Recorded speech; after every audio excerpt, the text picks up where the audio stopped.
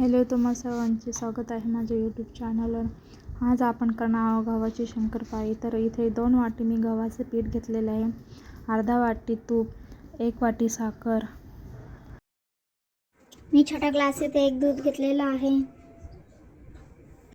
त्यानंतर एक पॅन घ्यायचा आहे, ते 1 ग्लास दूध त्यात टाकायचं आहे। त्यानंतर ते गरम करून घ्यायचं आहे चांगलं। त्याला उकळी आल्यानंतर त्यामध्ये साखर ॲड करायची आहे। साखर ॲड केल्यानंतर ती चांगली विरघळून घ्यायची।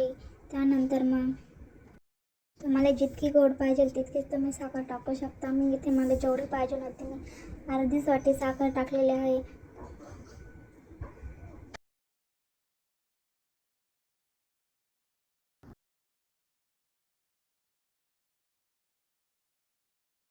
त्यानंतर पॅन खाली घ्यायचा आहे, 5-6 मिनिटं थंड होऊन द्यायचा आहे।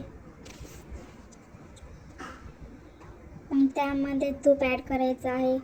तूप चांगलं विरघळल्यानंतर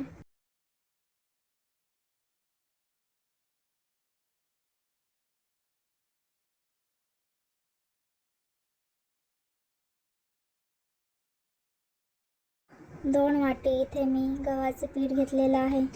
त्यामध्ये सर्व मिश्रण एकत्र करून व्यवस्थित पीठ भिजवून घ्यायचं आहे।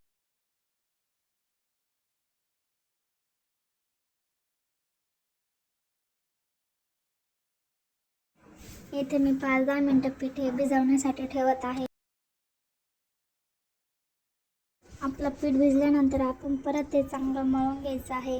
त्यानंतर एक छोटासा बारीक गोळा घ्यायचा। जेवढ्या आकारात पाहिजे तुम्ही तेवढ्या आकारात पोळी लाटून घेऊ शकता। त्यानंतर चाकूच्या साहाय्याने तुम्हाला जेवढी साईज हवी आहे शंकरपाळीची तुम्ही तेवढी कट करू शकता। त्यानंतर मी एक साईडला तेल गरम करण्यासाठी ठेवले आहे।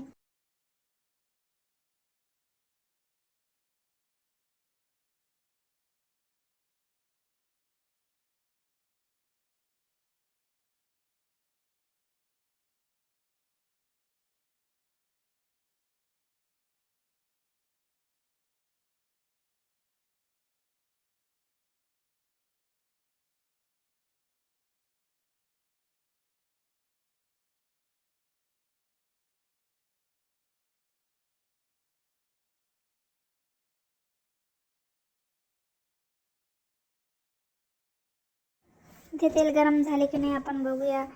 आपले तेल हवे तसे गरम झाले। आता आपण शंकरपाळी टाकायला सुरुवात करूया।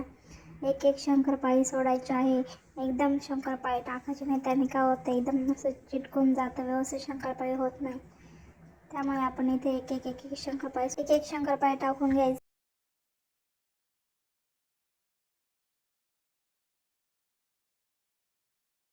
गॅस हा आपल्याला कमी आचेवर ठेवायचा आहे, त्याच्यामुळे शंकरपाळी खुसखुशीत होतात आणि मस्त खायला बी चविष्ट लागतं। त्यानंतर आपण आपली शंकरपाळी तयार झालेली आहे, काढून घेऊया।